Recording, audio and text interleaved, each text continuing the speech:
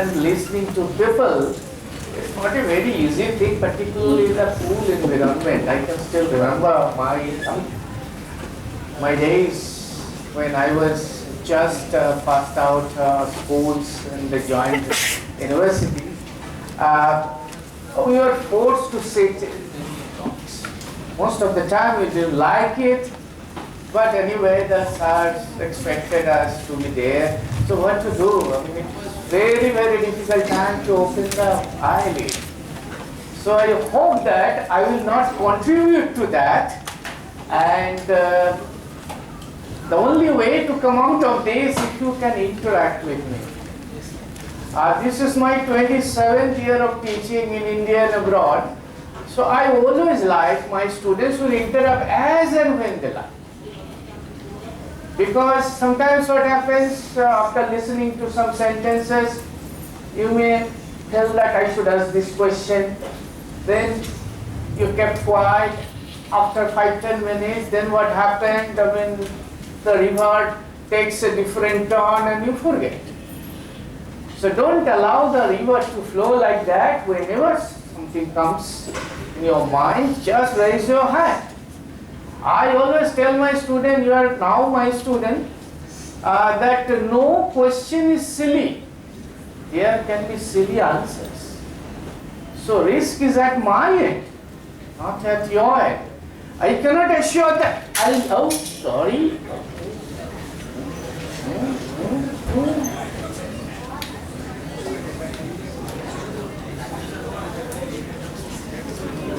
I cannot guarantee you that whatever question you will be asking, I will be able to answer. But I will try my best. At least if I cannot give you answer, then I will get back to you. My email number will be with you. You can also shoot questions afterwards. So I hope that I will be able to get the answer, right answer for you. So are you ready?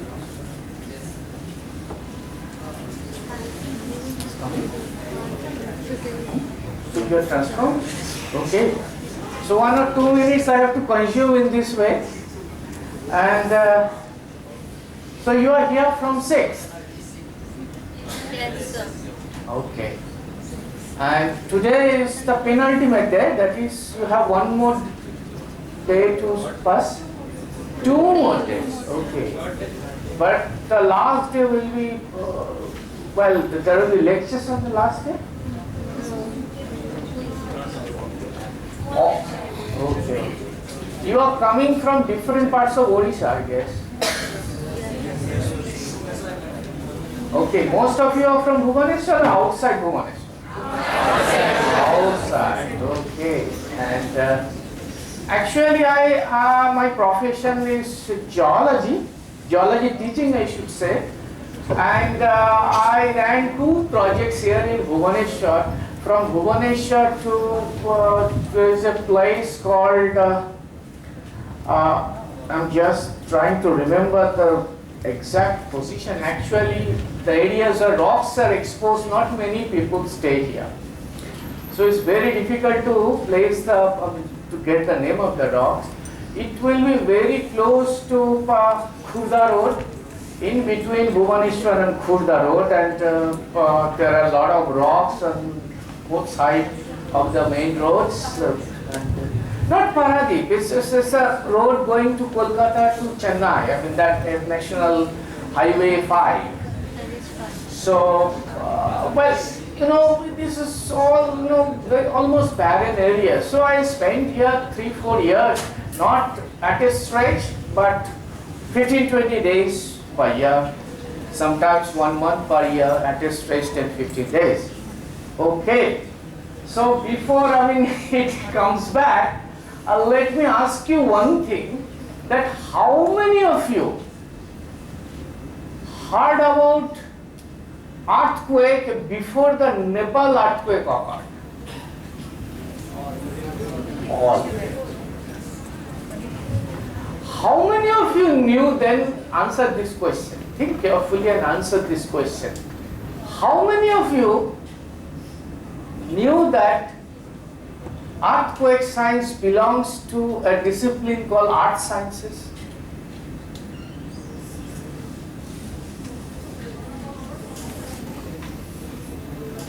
You knew? Yeah, before that. I absolutely salute your candid answer that you don't know. Unfortunately, that is the scenario in India. Whenever there is a disaster, then people jump up and read all the news, and then they come to know, well, there is a subject called art science. And these people, among other things, they deal with the disaster. Again the disaster goes. Again people forget that art science, there is a subject called art science. You know that in India, there is a whole ministry which is named after this subject. No other subject has a ministry. All of them come under Ministry of Human Development, MHRD. Human, you know that? Human Resource Development. All other subjects, barring one subject, Ministry of Art Sciences. So it's a serious matter and very interesting. I'm sure that some of you will take up this subject in your coming days. I do not expect that everyone will go for one subject. This is not good. This is not healthy for a nation. But I would expect, provided I can convince you about my subject, at least some of you will take this subject. It is real fun to study with these things. Okay, so first you please ignore the heading. I have to give lot of talks on earthquakes, so I mean at the very last moment I couldn't make the first slide.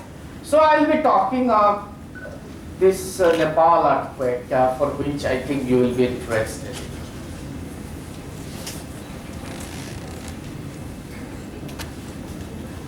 Let us start with this picture, horrific picture. On 25th April of this year, a powerful earthquake did hit Nepal. In fact, in the central northern, it's not central part of Nepal, and inflicted a huge damage in human properties and lives. You can see, you can look at the picture, some of the green picture you see here. This was the picture before the earthquake, the big winner, and what happened afterwards. I will try to address this issue. Who is responsible for this disaster? Is it earthquake or the human being?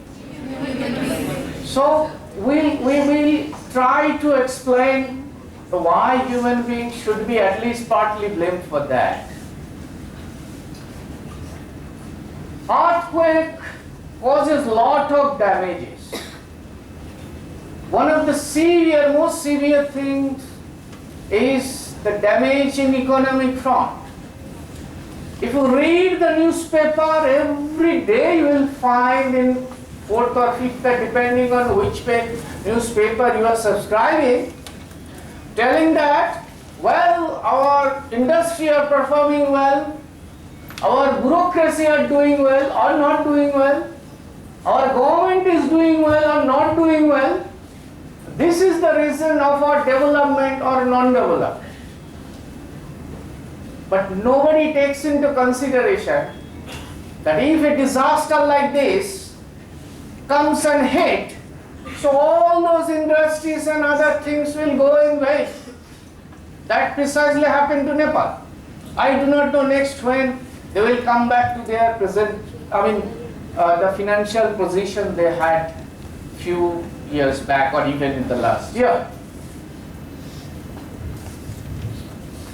Earthquake is a great leveler.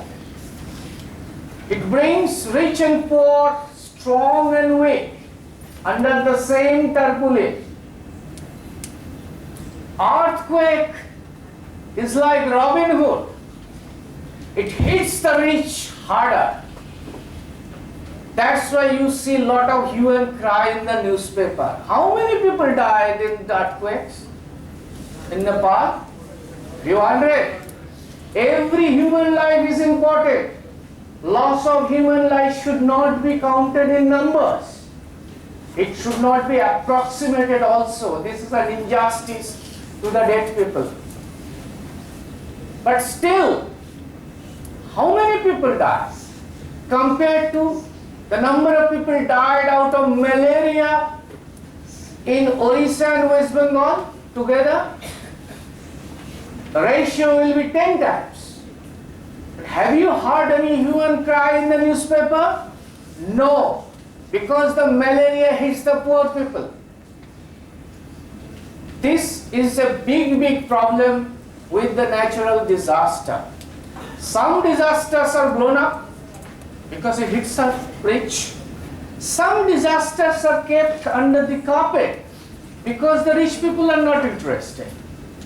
But again, what happens at the end of the day, all the people under the same tarpaulin. You probably have read that the Prime Minister of Nepal, he had to live in the open. So you can imagine the fear factor.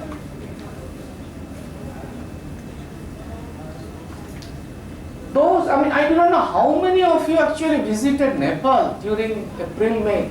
Is there anybody who visited Nepal? Anyway, doesn't matter. Doesn't matter. The Nepal nights in April are extremely cold.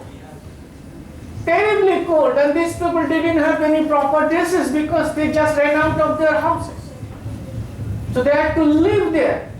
No food, no proper drinking water. Who will supply that? Everyone was in that state of shock. But still I should say that these people are very lucky because their countrymen didn't have that fortune. Even a day back they didn't know that they will reduce to this level. No sorrows, no grief can be compared to this picture. Screaming mother on her child. That lady must be complaining to the God that what is her fault? Why he was punished like this? What can a poor God do? Earthquake also didn't spare him. So, when the disaster like this happened, actually this is really serious. I mean, in the hindsight, it's a little, amusing, but it is really serious. When this type of disaster rocks a country, it develops a lot of psyche. Some people become spiritual. They think everything is controlled by God. But here, well, I really don't know whether God could control this or not. Then comes another group who start thinking what is the scientific rationale between this. And it is because of these people we know the science behind earthquake. And still there is a third group who are neither dependent on God nor doing real analytical exercise. These are the people who create myths. Myths are half truth and some usual lies. So let me pose before you some of the myths.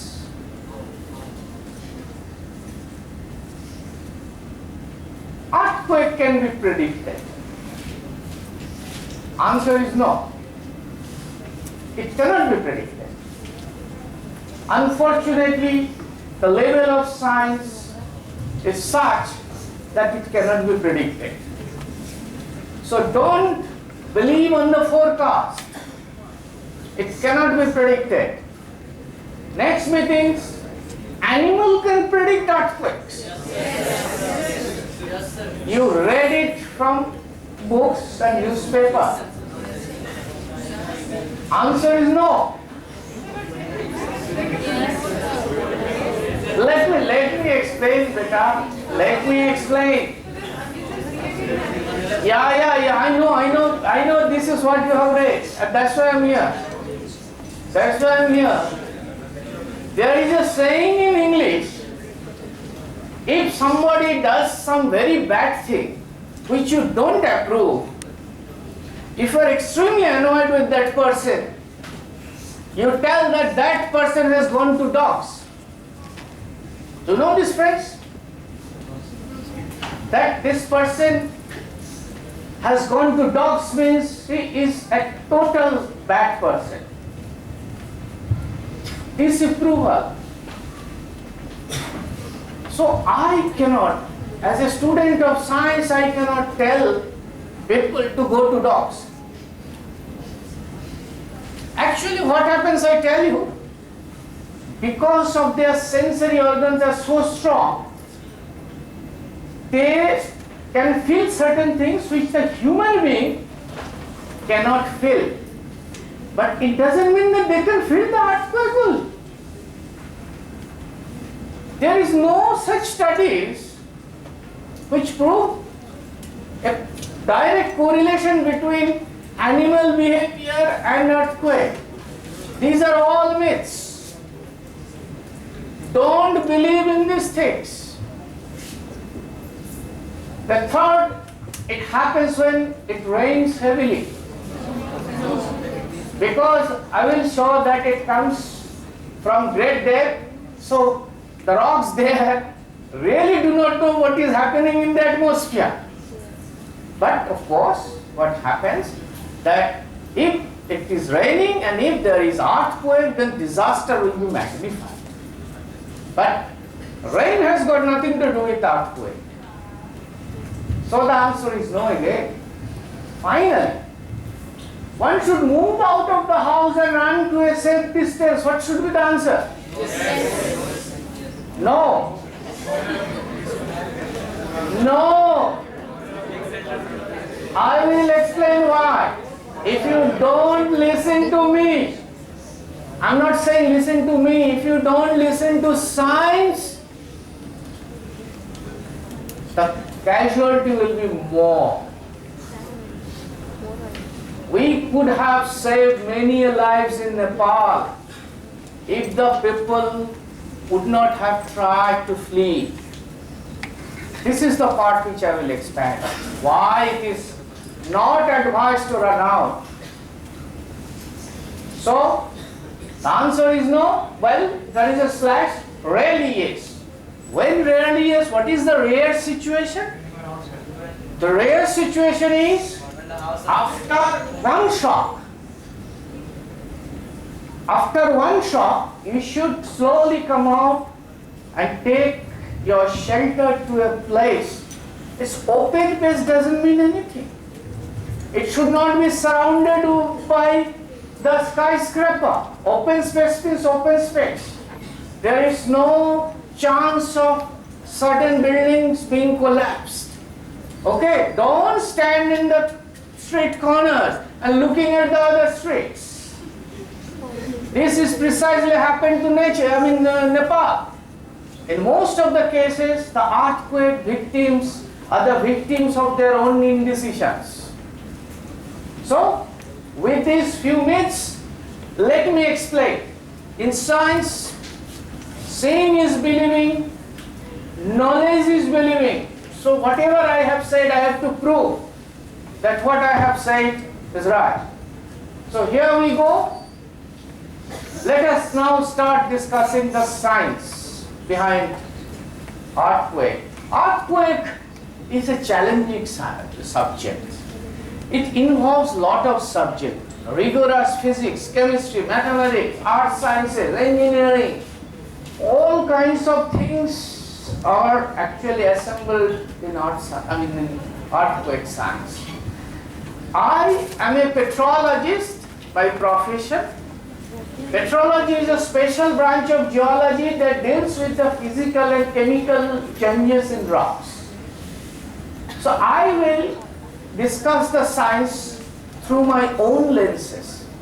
I hope that you will enjoy this. So before I get into the main business, let me start with these things. That what is earthquake? Earthquake is actually some waves. You know, different kinds of waves, light waves, sound waves. It's just like waves. It's a form of energy. And there are several types of waves which are associated with earthquakes. In fact, earthquake releases waves. And there are different types of waves, and I will discuss only 4 principal waveforms. One wave is called compressional waves. I mean, these waves are actually classified on the basis of particle motion with respect to the propagation of energy. Suppose the energy is moving in this direction. For P waves, the movement will be like this. Remember that earthquake energies actually move from deeper part to surface. So the direction of propagation is like this. So the P wave motion will actually shake the earth like this. And since this movement is like this, it cannot cause much damage because it doesn't disturb the equilibrium of the big things, the tall things. You must have seen in circus, or you can try yourself. You can take a long sticks and you can just have a balance on your fingertip and you can move it like this, still it will not fall.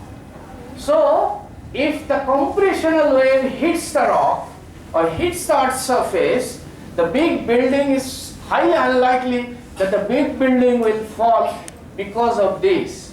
Okay? But then comes the S waves. This is called shear waves.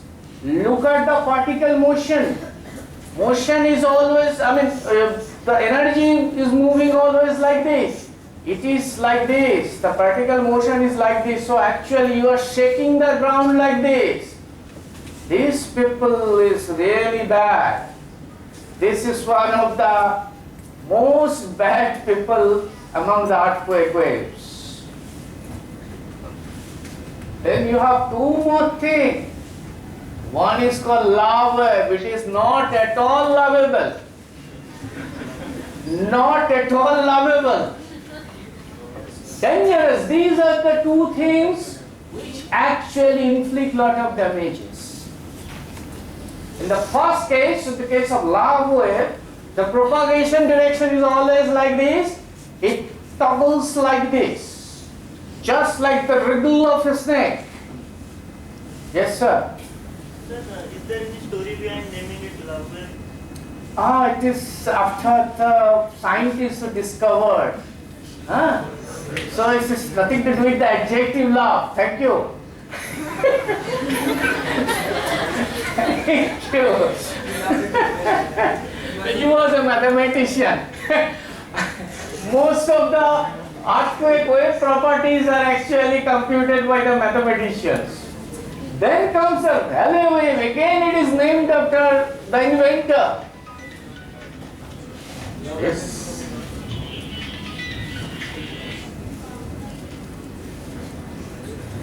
Just a moment. Forgot to stop this to begin. Okay, the Rayleigh waves. You see the particle motion. Actually, the wave rolls like this. The particles actually roll like this. That means the ground will also roll. So when the lava wave, S wave, and Rayleigh wave hits the ground, actually the ground shakes like this and moves like this. And it is extremely difficult for the big structures to stay there. Who lives in the big structures? The rich people. Who go to shopping in big malls? Not the poor people. So that's why I said that the earthquake hits the rich people harder. Okay? And they are the people who uses very low level furnitures. I will come to this point that by using this furniture in an earthquake prone area, you are actually inviting troubles. Fine. So long I have been just showing you, I do not know whether it is possible to turn up some of the lights because it is not very clear. Is there anybody here? Anyway, it doesn't matter. Okay. Doesn't matter.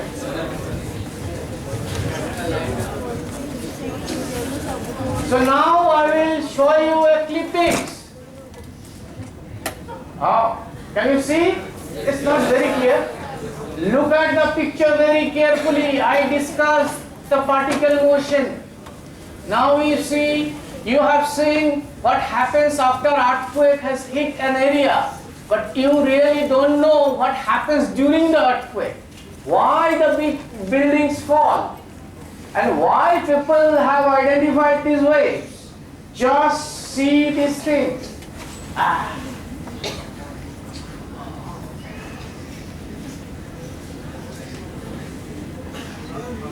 Why it is not? I tried from here.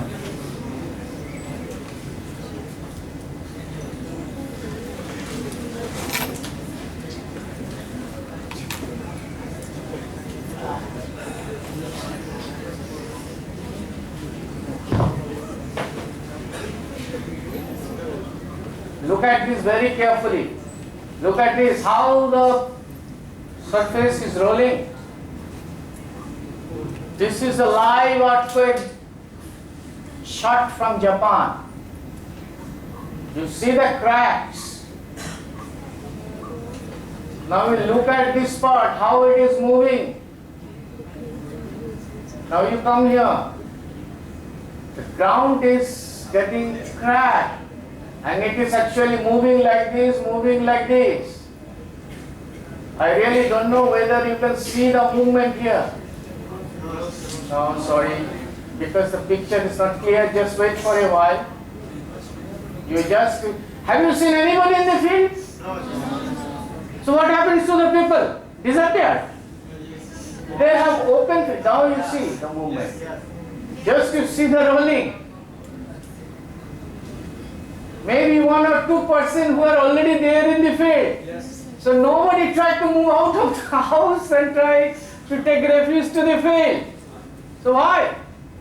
Are these people stupid? They experience earthquake every day. They are not trying to flee.